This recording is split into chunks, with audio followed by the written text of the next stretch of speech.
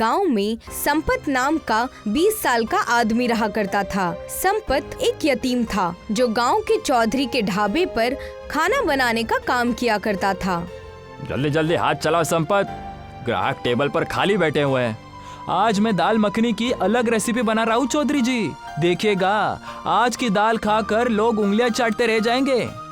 अरे उंगलियां चाटने के बाद में देखना, पहले जाकर उन्हें दावत लेकर आओ। बस चौधरी जी थोड़ी देर और रुक जाइए, अभी 5 मिनट में सारे ग्राहकों को दावत खिलाता हूँ। चौधरी रसोई घर से बाहर चला गया। कुछ वक्त बाद संपत ने ग्राहकों को खाना दे दिया। संपत के हाथ के बनी हुई दाल मखनी सभी ग्राहकों को बेहद पसंद आई। उन्हीं ग्राहकों में अर्जुन चौधरी के पास आकर बोला, आज की दाल मखनी का कोई जवाब नहीं चौधरी साहब, पेट तो भर गया लेकिन मन नहीं भरा। अब मैं क्या कर सकता हूँ अर्जुन, मेरे ढाबे का खाना ही इतना अच्छा बनता है, लोगों का पेट तो भर जाता है लेकिन मन नहीं भरता। मेरी बीवी बहुत अच्छा खाना बनाती है। ये कैसी बातें कर रहे हैं आप चौधरी साहब, आपकी बीवी तो बस आपके बगल में बैठी हुई पैसे गिनते रहती है। दावत तो अपने गांव का संपत बनाता है, उसकी तारीफ करने में क्या आपको बुरा लगता है क्या? इतना कहकर अर्जुन वहाँ से चला गया। चौधरी नाराज होकर अपनी बीवी रुक्मणी की ओर देखते हुए बोला, देख रही हो तुम, कितनी बार कहा है तुमसे कि तुम भी किचन में संपत का हाथ बटा लिया करो। मैं एक बार में एक ही काम कर सकती हूँ। मैं या तो पैसे गिन सकती हूँ या फिर रसोई घर में कुर्सी पर बैठ सकती हूँ। तुम बिल्कुल बेवकूफ की बेवकूफ रहोगी। जरा सोचो, कल को यह संपत हमारा ढाबा छोड़कर चला गया तो क्या होगा? लोगों को उसके हाथ के बने हुए दावत का स्वाद लग गया है। इसीलिए मैं लोगों को बताता हूँ कि ये दावत उसने नहीं बल्कि तुमने बनाया है, लेकिन तुम मेरी बात को समझती ही नहीं। आप बिल्कुल सही बोल रहे हैं, ये ख्याल तो मेरे मन में आया ही नहीं। कल से मैं भी संपत के बगल में कुर्सी लगाकर बैठी रहूंगी। अगले दिन संपत जब ढाबे पर आया तो चौधरी संपत की ओर देखकर बोला, संपत, आज से मेरी बीवी भी तुम्हारे साथ रसोई घर में रहेगी। चौधरी साहब, मालकिन को क्यों परेशान कर रहे हैं? मैं हूँ ना दावत बनाने के लिए। जितना बोला है उतना करो, इससे ज्यादा नहीं। ठीक है चौधरी साहब, जैसे आपकी मर्जी।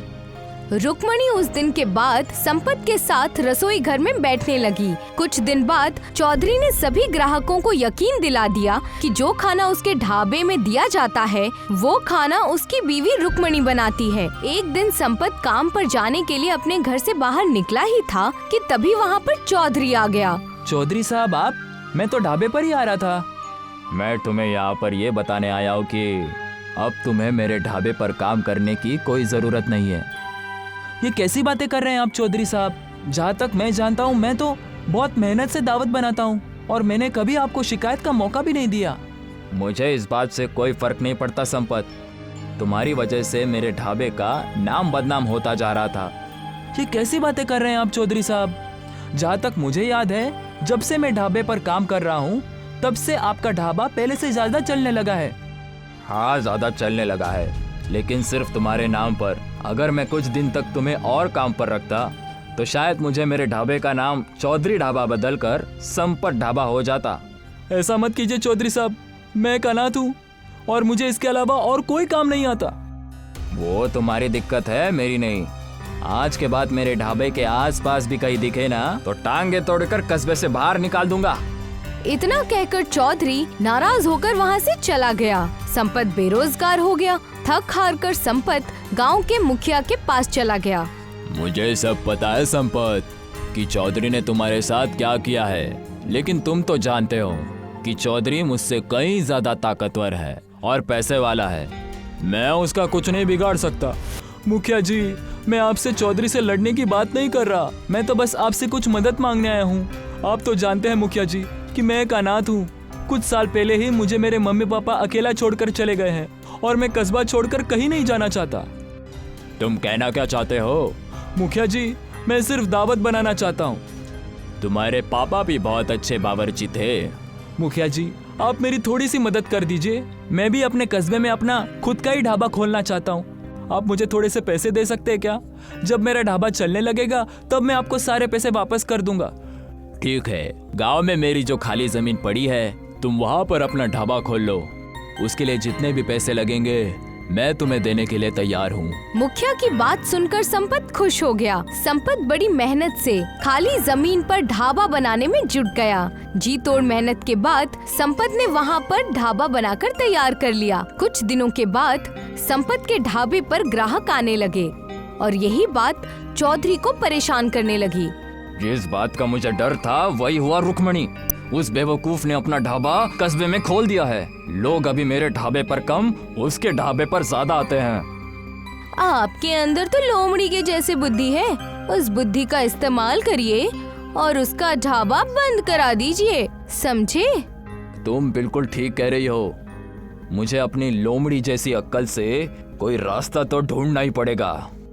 चौधरी ने बड़ी चालाकी से एक ग्राहक को अपनी बातों में ले लिया। वो ग्राहक संपत के ढाबे पर चुपके से खाने में चौधरी की लाई हुई दवाई फेंक आया। उस दिन जिसने भी संपत के ढाबे का खाना खाया उसका पेट खराब हो गया। अगले दिन संपत के ढाबे के सामने गांव के लोगों की भीड़ लग गई। एक आदमी नाराज होता हुआ संपत से बोला, तुम्हारा ढाबा क्या चलने लगा? तुम अपनी औकात भूल गए? ये कैसी बातें कर रहे हैं? मैंने क्या किया है? क्या किया है? कल मैंने तुम्हारे ढाबे पर दाल खाई थी, तब से मेरा पेट खराब है और यहाँ पर जितने भी लोग खड़े हैं उन सब का पेट खराब है। उन सब के जिम्मेदार तुम हो। तुमने जरूर दावत में कुछ न कुछ मिलाया है। आपको गलतफहमी हो गई है। मैंने दावत में कुछ नहीं मिलाया है। आज के बाद हम में से कोई भी तुम्हारे ढाबे पर दावत करने नहीं आएगा। अपना दावत बनाकर खुद ही खा लेना। इतना कहकर वो आदमी वहाँ से चला गया और संपत आंखों में आंसू लिया हुआ अपने ढाबे पर बैठ गया। संपत फिर से बेरोजगार हो गया। कुछ दिनों के बाद संपत के ढाबे पर मुखिया आकर बोला, संपत, तुमने मुझसे जो पैसे लिए थे वो मुझे कब लौटाओगे? मुखिया जी, आप तो जानते हैं कि मेरे ढाबे पर कोई ग्राहक ही नहीं आ रहा। वो सब मुझे नहीं पता संपत। मुझे मेरे पैसे चाहिए, वो भी ब्याज सहित। मुखिया की बात सुनकर संपत बुरी तरह से चौंक गया। हमारे बीच ब्याज की तो बात कहीं नहीं हुई थी। मैंने कहा था तुम सुन नहीं पाए होगे। परसों तक अगर मुझे मेरे पैसे ब्याज के साथ वापस नहीं मिले तो मैं तुम्हारा मकान भी तुमसे छीन लूंगा और उसे बेचकर अपने पैसों की भरपाई करूंगा। ऐसा मत कीजिए मुखिया जी, मैं अनाथ हूँ। आप अगर मुझसे मेरा घर ही छीन लेंगे तो फिर मैं कहाँ जाऊंगा?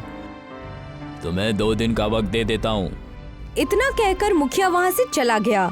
2 दिन बाद मुखिया ने संपत को धक्के मारकर घर से बाहर निकाल दिया और उसका ढाबा भी तोड़ दिया। संपत आंखों में आंसू लिए हुए एक हाईवे के घने दरख्त के नीचे बैठकर अपनी किस्मत पर रोने लगा। संपत को रोते हुए सुबह से शाम हो गई। तभी उसने देखा कि उस दरख्त पर एक चिड़िया का घोंसला बना हुआ था, जिसके ऊपर एक चील बराबर मंडरा रही थी। इस चील को भगाना होगा, नहीं तो ये उसका घोंसला तोड़ देगी। मेरा घर बचाने के लिए तो कोई भी कस्बे वाला नहीं आया, लेकिन मैं उस बेजुबान प्राणी का घर इस चील को तोड़ने नहीं दूंगा। संपत ने उस चील को वहाँ से भगा दिया। तभी वहाँ पर एक चमत्कार हुआ। उस घोंसले पर बैठी हुई फाख्ता संपत के पास आकर बैठ गई और एक तेज धमाके के साथ वो एक खूबसूरत लड़की में बदल गई। कौन हो तुम? सालों पहले एक श्राप के कारण मुझे फाख्ता बनाकर इस घोंसले में कैद कर दिया गया था। अगर तुम उस चील को नहीं भगाते तो वो चील मुझे मारकर मेरा घोंसला तोड़ देती। वो एक चील के रूप में राक्षस था। लेकिन तुम फिर अपने असली रूप में कैसे आ गई? मुझसे कहा गया था कि जब भी कोई मुसीबत का मारा हुआ सच्चा आदमी तुम्हारी मदद करेगा, तुम्हारा ये श्राप खत्म हो जाएगा। और देखो, मैं आजाद हो गई। तुमने मेरी मदद की है तो मैं भी तुम्हारी मदद करूंगी। मैं तुम्हारे बारे में सब जानती हूँ। तुम मेरी मदद कैसे कर सकती हो? क्यों नहीं कर सकती? तुम बहुत अच्छा खाना बनाते हो, बस तुम्हारे पास पैसे नहीं हैं। एक घर था, वो भी तुमसे छीन लिया गया, लेकिन कोई बात नहीं।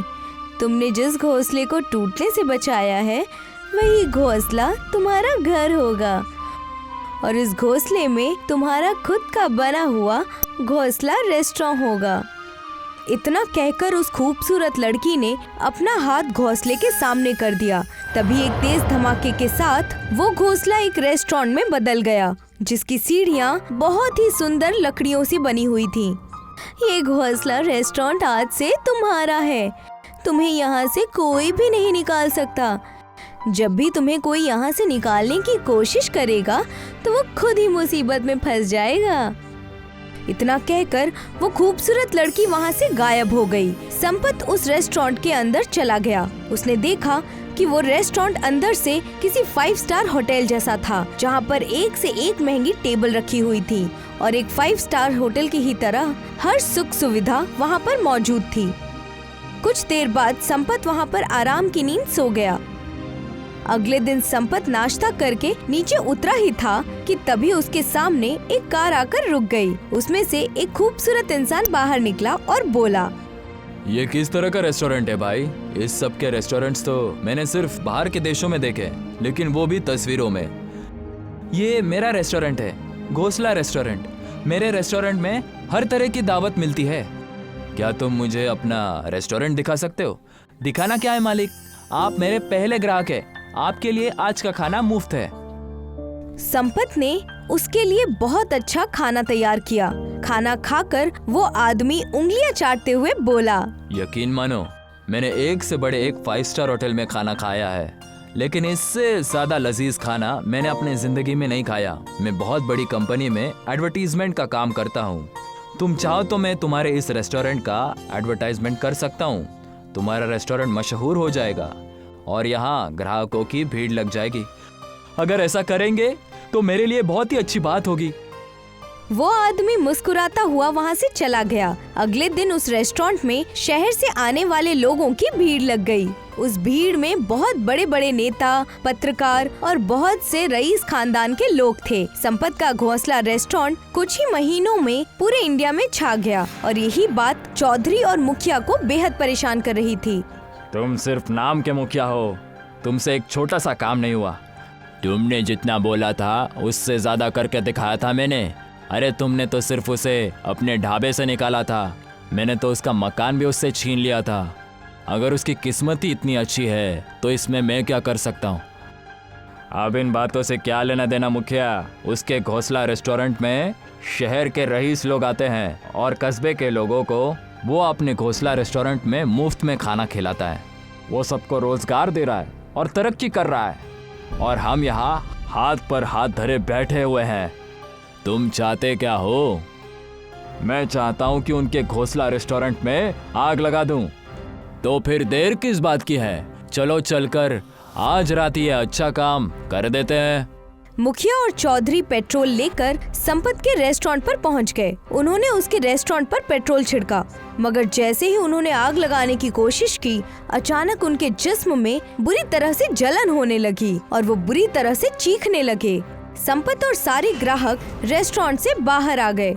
अरे आप दोनों को क्या हुआ? आप दोनों चीख क्यों रहे हैं? हमें माफ कर दो संपत, हम तुम्हारे घोंसला रेस्टोरेंट में आग लगाने के लिए आए थे, लेकिन हमने जैसे ही आग लगाने की कोशिश की, हमारे जिस्म में जलन महसूस होने लगी। आज तो आपने ये गलती कर लिया मुखिया जी, लेकिन आज के बाद इस गलती को कभी भी मत करना।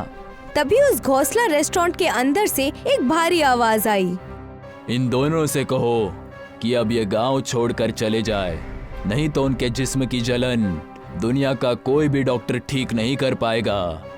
मुझसे ये कहा गया था कि अगर कोई भी इस घोंसला रेस्टोरेंट को नुकसान पहुंचाने की कोशिश करेगा तो वो बहुत बड़ी मुसीबत में फंस जाएगा।